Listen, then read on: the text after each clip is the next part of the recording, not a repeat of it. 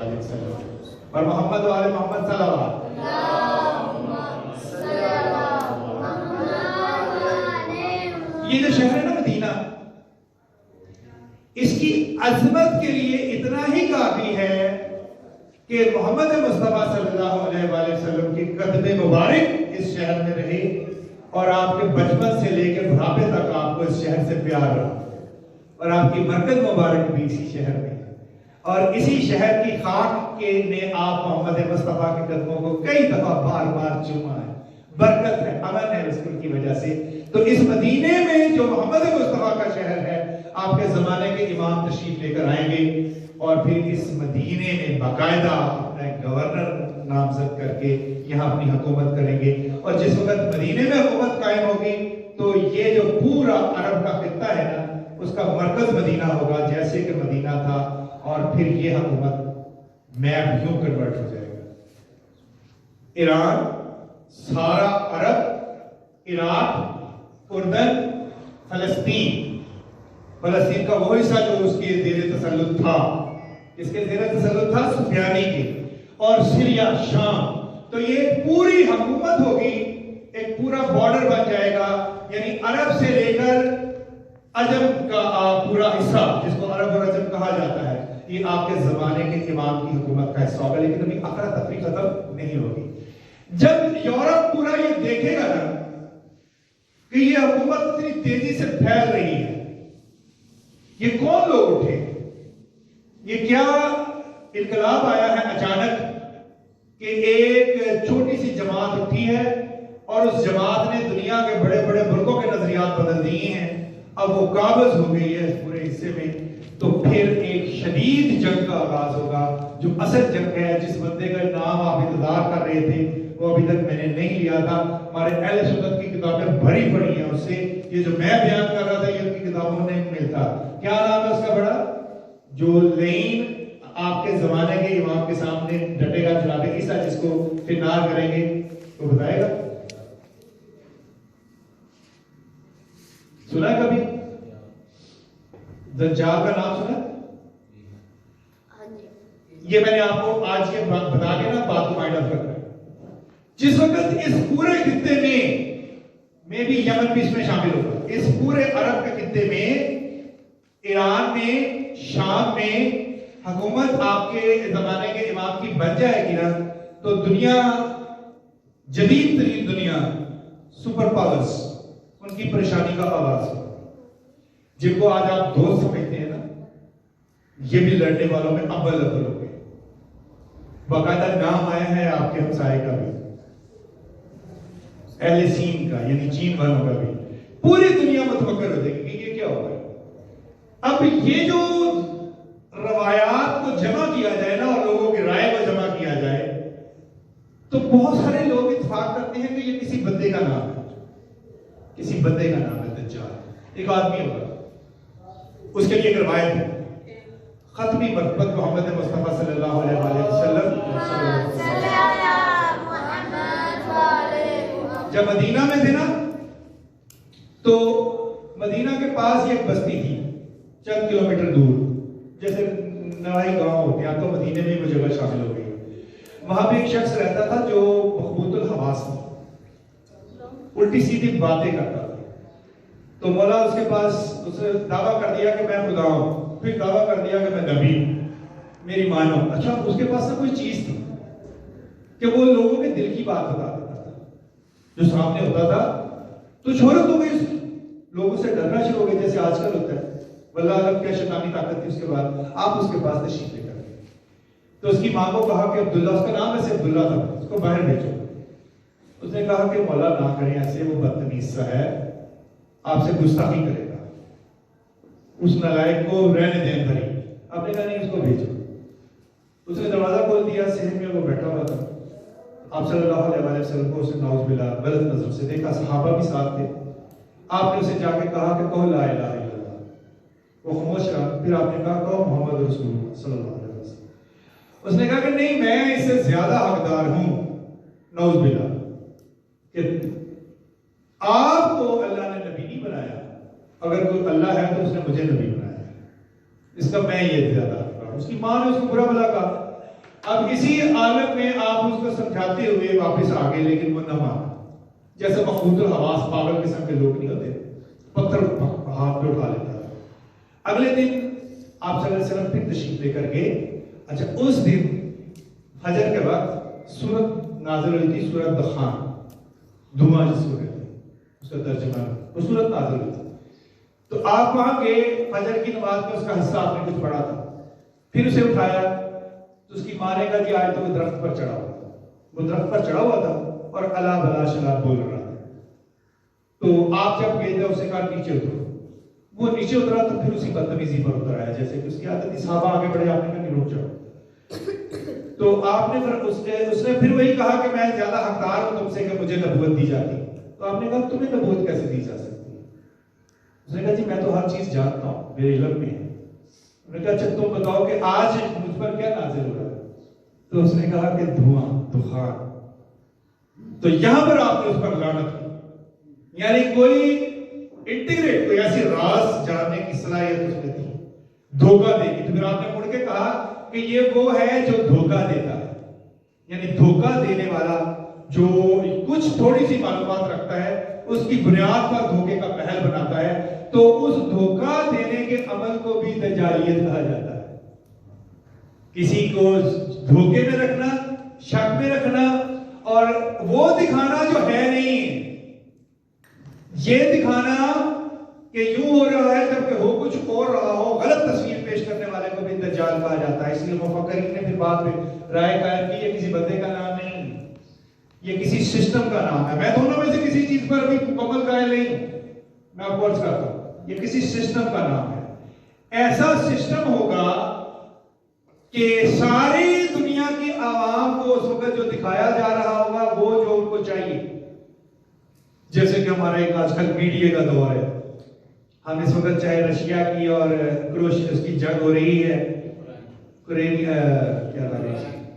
Ukraine کی، تو ان دونوں کی جنگ میں ہمیں نہیں پتا کہ کیا ہو رہا ہے کیا نہیں ہو رہا، پوری دنیا رشیا کے خلاف ہے اور وہ دنیا کو دکھا رہے ہیں کہ یہ جو پوٹن ہے یہ بڑا ڈریکولا ہے۔ اب پوٹن کہتا میری بات سنو تو اس کی بات کوئی نہیں سن رہا۔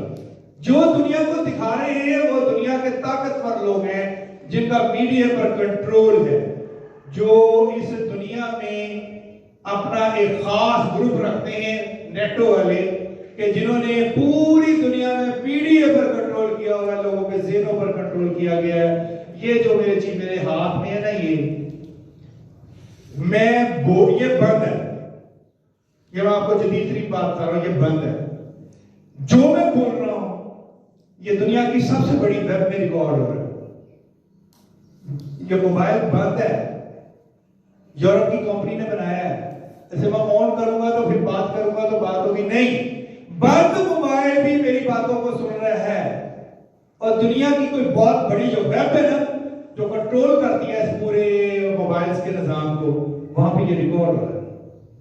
اور جہاں کہیں جو انہوں نے لفظ فیڈ کیے ہوئے نا، یہ لفظ چاہیے، جب وہ لفظ آتے ہیں تو اس کو ریڈ الرٹ میں ڈال دیتا ہے، اس کا تجزیہ کرتے ہیں کہ کون ہے، کیا بات ہو رہی ہے۔ تو خیر میرے جیسے لوگوں کو کیا انہوں نے کرنا ہے تجزیہ، یہ جو ڈرون مارتے ہیں نا افغانستان کے گردرماہ میں، یہ اسی موبائل کی سنی ہوئی باتوں سے کہ کون بندہ کس جگہ پر ہے ایگزیکٹ لنک کر دیا انہوں نے، تو وہ جو دکھانا چاہتے ہیں وہ نظر آتا ہے۔ جب اس پورے خطے پر قبضہ ہو رہا ہوگا تو پھر پوری دنیا اس حکومت کی طرف متوجہ ہوگی اور امام کے خلاف لڑائی کا اعلان کرے گی۔ ساری دنیا سے لوگ آنا شروع ہوں گے، اور دجال نامی شخص جو ہے جس کے بارے میں یہ مشہور ہے کہ وہ جس کی طرف دیکھے گا وہ اسی کا ہو جائے گا، یعنی ایسی طاقت ہوگی اس کی آنکھوں میں، آسمان پر بادلوں پر اڑے گا، اس کی پوری فوج اس کے ساتھ چلے گی، وہ دنیا میں اپنی اس طاقت کے ذریعے قحط برپا کر دے گا، بھوک اور صرف کھانے کا سامان پہنچانے کا نظام اس کے پاس ہوگا ساری دنیا میں۔ تو آہستہ آہستہ وہ پوری دنیا میں گرپ حاصل کرے گا، تو امام زمانہ کے سامنے، امام زمانہ کی فوجوں کے سامنے وہ آئے گا۔ تو یہ وہ وقت ہے کہ جس وقت اس علاقے میں، جسے میں نے ابھی آپ کو شام کہا تھا، مولا اس پر قابض ہو کر اس کی ایک مسجد میں تشریف لے کر آئیں گے، تو یہاں پر اپنے خلیفہ کو نامزد کرنا ہوگا، تو جو دنیا کی فوجیں اس علاقے میں کود پڑے گی، 40 ملکوں کی فوج امام زمانہ کو گھیرنے کے لیے، ہیئر سٹائلس. تو اس میں جو مسجد ہے جسے جامعہ دمشق کی جو مسجد ہے، امام اس میں محصور ہو جائیں گے اپنے اس خواب کے ساتھ. تو جب یہ ہو رہا ہوگا تو پھر اس مسجد کے مینار سے جو شخصیت نازل ہوگی جس کا خدا نے وعدہ کیا ہوا ہے، ان کا نام مجھے بچوں نے بتایا ہے. تو اسی شخصیت میں آنا ہے امام زمانہ کی مدد کرنے کے لیے خدا نے جن کو محفوظ رکھا ہوا ہے انبیاء میں سے حضرت عیسیٰ علیہ السلام. تو جناب عیسیٰ علیہ السلام یہاں پر اس وقت نازل ہوں گے. اس سے پہلے کی لڑائی میں جناب عیسیٰ علیہ السلام کا کوئی حصہ نہیں ہے. تو جب یہ دجال کی فوجیں، اب دجال کیا ہے اور دجال کی فوجیں کس طرح دنیا سے سمٹ کر ایک جگہ پر عرب کے خطے میں حاضر ہوگی، جمع ہوگی، اور امام کس طرح محدود ہو جائیں گے. اتنی بڑی گورنمنٹ کے مالک ہونے کے باوجود بھی جامعہ مسجد دمشق میں کس طرح امام کی فوج کے چند لوگ جو 1000 کی تعداد میں بھی نہیں ہوں گے اس مسجد میں گھیر لیے جائیں گے. یہ کتنی رفتار سے ہوگا. اور اس کے بعد پھر یہ جناب عیسیٰ کے بعد کے واقعات کیسے ہوں گے کہ جناب عیسیٰ علیہ السلام کس طرح سپہ سالاری حاصل کریں گے امام زمانہ سے، ان کی فوج کی، اور پھر ریورٹ کے طور پر اس دجال کی جو پوری دنیا میں حکومت ہوگی. دجال کی ایک بات آپ کو میں بتا کے چلتے ختم کرتا ہوں کہ دجال میں اتنی طاقت ہے کہ مومنین بلکہ دنیا کے ہر شخص جب اس کے سامنے جائے گا تو نظروں کو نیچے رکھے گا کہ اگر اس سے ہماری نظریں مل گئی تو پھر یہ ہمارے دماغ میں داخل ہو جائے گا، ہمارے دماغ پر قبضہ کر لے گا. اب یہ کسی ایک شخص کے لیے تو نہیں ہو سکتا. میں مثال دیتا ہوں، ایک عرض کرتا ہوں کہ یہ جتنی الیکٹرانک چیزیں ہیں اس وقت انکلوڈنگ اور موبائلز اور ٹیلی ویژنز نیٹ ورک، یہ سارا کچھ اگر جدید سائنس اس نتیجے پر پہنچ چکی ہے کہ جہاں جہاں بھی جس گھر میں بھی جس جگہ پر بھی یہ چیزیں موجود ہیں، اگر وہ انسان پر قابو کرنا چاہتے ہیں، اس کو میگنیٹائز کرنا چاہتے ہیں یا اس کے اندر کوئی چیز انڈوز کرنا چاہتے ہیں تو وہ اس کے ذریعے کر سکتے ہیں. جیسے کہ جدید ترین سائنٹیفک تھیوری آپ کو G5 کی سنی ہے آپ نے؟ یہ جو آپ کا موبائل نیٹ ورک کون سا ہوتا ہے شاہ صاحب؟ 4G 3G 1G 2G، اب 5G بھی آ گیا جس کو G5 کہا جاتا ہے. 5G وہ یہ کہتے ہیں کہ یہ جس جگہ پر اس کے شعاعیں موجود ہیں، ریز موجود ہیں، جو چاہتے ہیں نا یہ کرونا پھیلانا، یہ فلسفہ ہے. میں نہیں کہتا کہ یہ صحیح ہے یا غلط بھی ہو سکتا ہے، صحیح بھی ہو سکتا ہے. تو اس بیماری کو اور زیادہ بڑھانے کے لیے جس علاقے میں یہ چاہتے ہیں تو اپنی ان موبائل کی ان شعاعوں کو جسے 5G کہا جاتا ہے استعمال کرتے ہیں. 4G کے بعد 5G کی ٹیکنالوجی. تو ممکن نہیں ہے کہ ایسی ہی کوئی ٹیکنالوجی ہوگی جو ہمارے گرد و نواح میں شعاعوں کی شکل میں موجود ہو تو وہ قابو کر سکے. تو اس کا علاج کیا کریں گے آپ کے زمانے کے امام؟ وہ علاج میں نے آپ کو بتانا ہے مومنین کو محفوظ کرنے کے لیے. اور جناب عیسیٰ علیہ السلام کی جنگ ہے اس کے بعد اس دجال سے اور دجال کی فوج سے جو اس کرنی ہے. اپنے امام کی حکومت پوری دنیا میں ہوگی. وہ 7 سال رہے گی، 20 سال رہے گی، 70 سال رہے گی، یا کتنے سال رہے گی، اور اس میں کیا کیا ہوگا انشاءاللہ وہ میں دفعہ بتا کے پھر ہم نے اس سے اگلے ٹاپک یعنی رجب کی طرف جانا ہے. وہ انشاءاللہ تعالیٰ اس کے بعد آپ میں سے کسی کے ذہن میں کوئی سوال ہو جو میں نے آج گفتگو کی ہے یا کوئی اضافہ کرنا چاہتے ہو. جی بیٹا. یہ دجال کہاں ہوگا؟ دجال یہ کہاں ہوگا؟ یہ جو دجال ہے اس کے بارے میں بہت ساری بیٹھ شاباش بہت سارے دعوے ہیں. ایک افغانستان کا علاقہ ہے جو ہمارا موجودہ افغانستان ہے، موجودہ افغانستان، اس کا ایک علاقہ ہے، اس کے بارے میں بھی روایات ہے کہ یہ وہاں سے اٹھے گا. اور ایک ایران کا کوئی علاقہ ہے اس کے بارے میں بھی یہ روایت ہے کہ یہ وہاں سے اٹھے گا. اور ایک عراق کا علاقہ ہے اس کے بارے میں روایت ہے. تو جو اہل سنت کی کتابوں میں زیادہ لکھا ہوا ہے افغانستان کی اور ایران کے کسی علاقے کی. وہ جب اگلی دفعہ آپ کو پڑھاؤں گا نا تو اس میں بڑی تفصیل بتاؤں. دجال وہ ایک شخص کے نام پر اگر ایک شخص مان لیا جائے.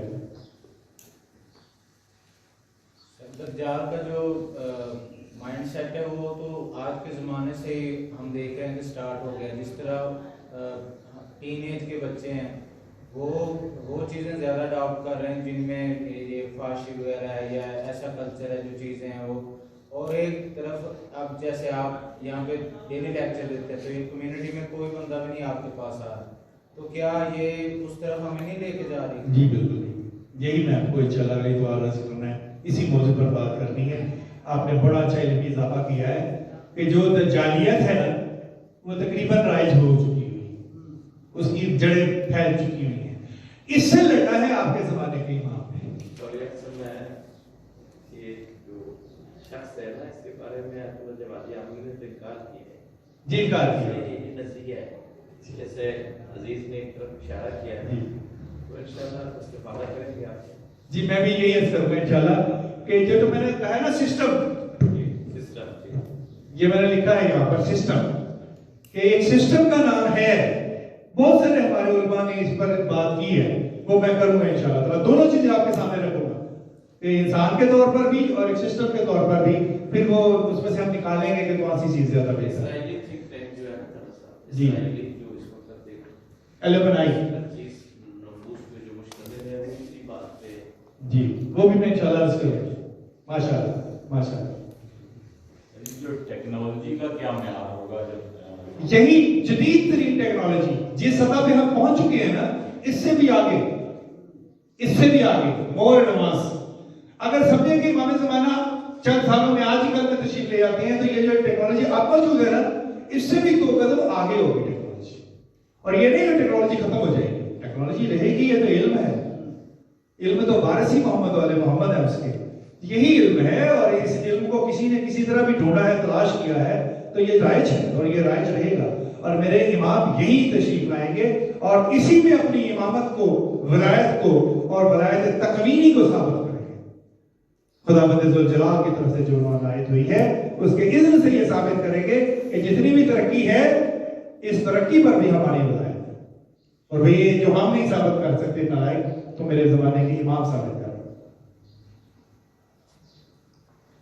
اور جو آپ نے بتایا کہ امام زمانہ کی 10,000 فوج ہوگی، تو کیا امام زمانہ ان سے بھی کوئی وعدے کریں گے؟ شاباش بیٹھے، بالکل کریں گے.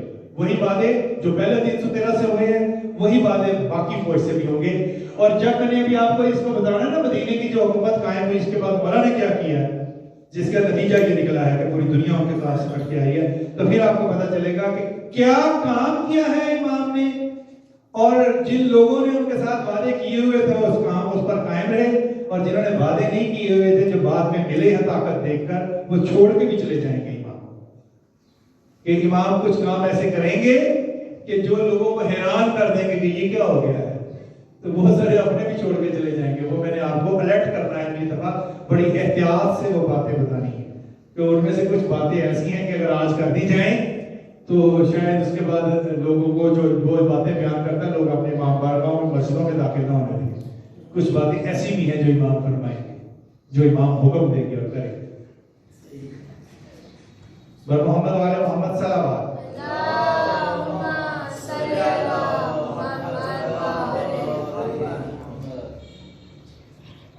برائے تاجیل ظہور امام زمانہ بلند تر صلوات.